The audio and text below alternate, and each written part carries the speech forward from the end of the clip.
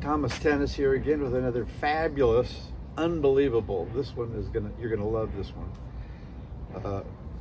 Tip about how to hit forehands and backhands, and it's something that nobody discusses, and except me. So probably on the planet Earth. So if you find somebody else that discusses what I'm going to discuss today, please let me know, because I've never heard anybody discussing it. And what it is pronation. Now when you serve, everybody just about in the world, every teacher and every pro agrees that when you serve, well, you have an angle between your arm and the racket. And this angle and the rotation of the arm gives most of the power for the serve. But what about with strokes? Is that just completely ignored? Does it not happen with strokes, only with serves? And the fact of the matter is that the greatest power source on your strokes is the internal rotation of your upper arm. Okay, it's called, again, it's pronation. That means your upper arm is going to rotate. Okay, so what happens now when you're hitting a forehand? Your elbow is going to go back, your shoulder goes back, okay, and you're going to get in the position that you're going to be all ready to hit the ball. The next thing that happens is your shoulder is going to drive forward, like mine is going to drive forward towards the camera, and my upper arm, right after the shoulder begins to drive forward, my upper arm is going to swing. It swings down, but it does not rotate. There is no rotation here yet, okay? So it's going to swing down until you get right about to the point where it's almost uncomfortable. Your upper arm is now wound up like a spring, okay? So it's like a spring, and now you're going to rotate the crap out of your upper arm. So you're going to make this perfect arc right here. And what's going to happen is you're going to keep rotating it until it gets all the way around here. So when a tennis teacher tells you that you need to follow through, your follow through is going to happen, because when you get to this point, you're going to rotate like crazy your upper arm, and it's going to come all the way around, and you're not going to be able to stop it from being over here. Okay, so it looks something like this, and now it's going to rotate. On a one-handed backhand, it's the same thing. You're going to get in position here. Okay, you're going to drop your upper arm is going to swing forward without rotating. Do not rotate until you get to about here. And now I'm going to create this perfect arc right here. Okay, boom, and then you're going to wind up over here. With a two-handed backhand, same thing. You're gonna drop in here. You're going to start your shoulder driving towards the camera, but your upper arm is going to swing down, okay, but it's not rotating.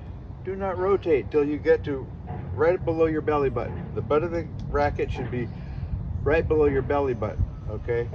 Right here, and now I'm gonna rotate my upper arms, okay? And again, I'm gonna make a perfect arc right here. And this racket is gonna be going so fast that you're gonna wind up following through right here.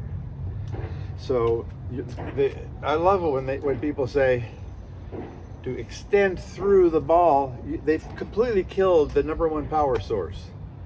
When people want you to extend through, you're going to eliminate your upper arm as a power source. You want to arm the ball. When people say don't arm the ball, yeah, you want to arm the ball. The arm is a huge power source, and anybody that tells you that, they're eliminating the biggest power source. The things I love is when people say, hit it with the big muscles. What the heck does that mean? That means I'm just going to turn my shoulders and my chest and my hips and not use my arms at all. When you don't drive your shoulder forward, that is arming the ball. So a lot of people tend to hit balls like this. Well, or like this. That is arming the ball, and you won't have any power. The first step is you got to get your shoulder driving forward. So here is arming the ball. Here is a perfect shot. Drive your shoulder forward, drop your upper arm and swing it forward, but do not rotate. Save that rotation, save that power in the upper arm till you get to this point, and now you're going to make a perfect arc right around here. Now, I've discussed this in a lot of my earlier videos about compressing the arc and rotating your upper arm, but it's gone along with a lot of other information like the golden mean, you know, the pattern into the ball, and so it can kind of get lost. So this video, I want to only discuss pronation, internal rotation of the upper arm, because that is the biggest source of power in a tennis stroke. Just like pronation is the biggest source of power in a serve, it's also the biggest source of power in a tennis stroke, and for some reason it's completely unused, completely undiscussed, completely uneven thought about, right? Everybody is so big on wrist lag that they think you're lagging your wrist, and then you're going to whip your wrists across at the ball. Well, you will forever have no control. You will have not much power. Your wrist does not give you much power at all, right? And people try that for years. Try wrist lagging and whipping, and if you tried to hit a tennis ball with a whip, you wouldn't have any control.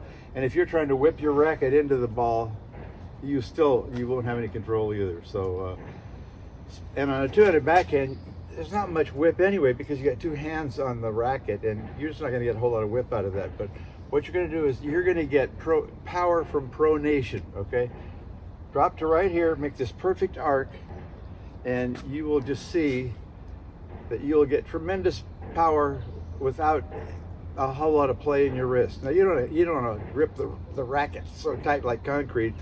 You want to grip it at about a 40%. Okay, 100% as tight as you can go. 0% is just about fall out of your hand. You should have about a 40% grip. Okay, but again, the power, it comes from up here, internal rotation of your upper arm. Same with the serve. If I'm throwing a ball or pitching a baseball, internal rotation of the upper arm is tremendous power. Right there. Boom. My arm is so wound up that I'm going to get tremendous speed and power from rotating my upper arm. Where all this notion came about hitting through the ball a long ways, it's just, and that don't arm the ball, that's very frustrating.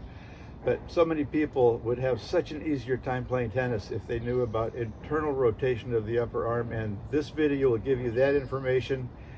And I will be minuscule on the internet, but I should be huge, because as soon as you do it, as soon as you do internal rotation of your upper arm, you'll be shocked at how much control and power you're going to get.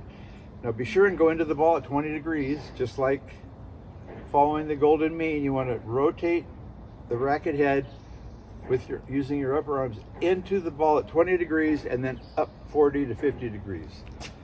And that's where you get your spin from. So the golden mean is still king. So again, you want to go into rotate your racket head into the ball at 20 degrees and make this perfect arc, right? Boom. The really fun thing about this is you can hit the ball to either corner. When I hit it a little bit early on the arc, the ball's going over to the right corner.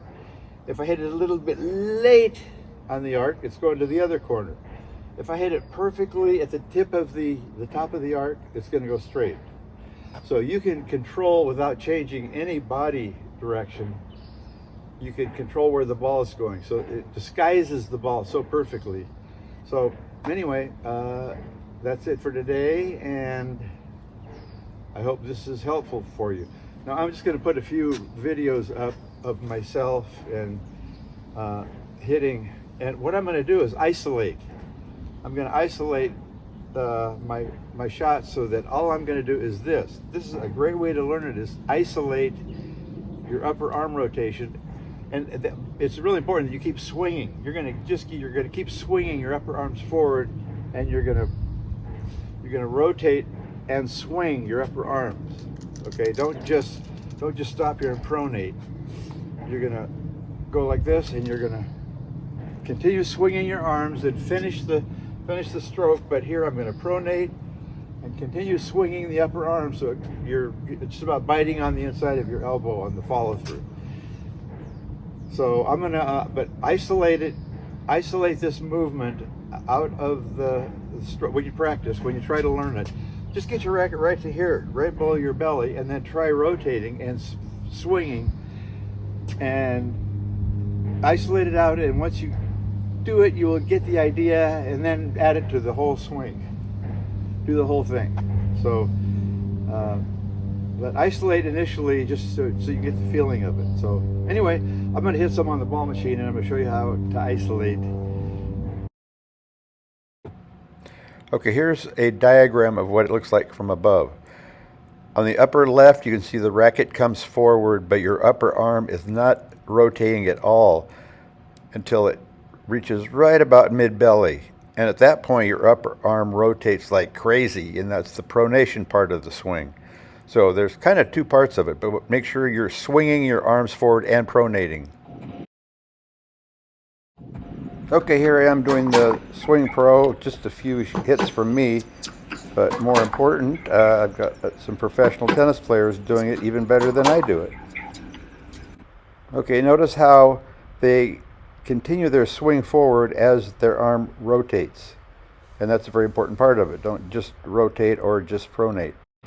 I like to call it the SwingPro because you're initially swinging only, and then you're swinging and pronating together. SwingPro.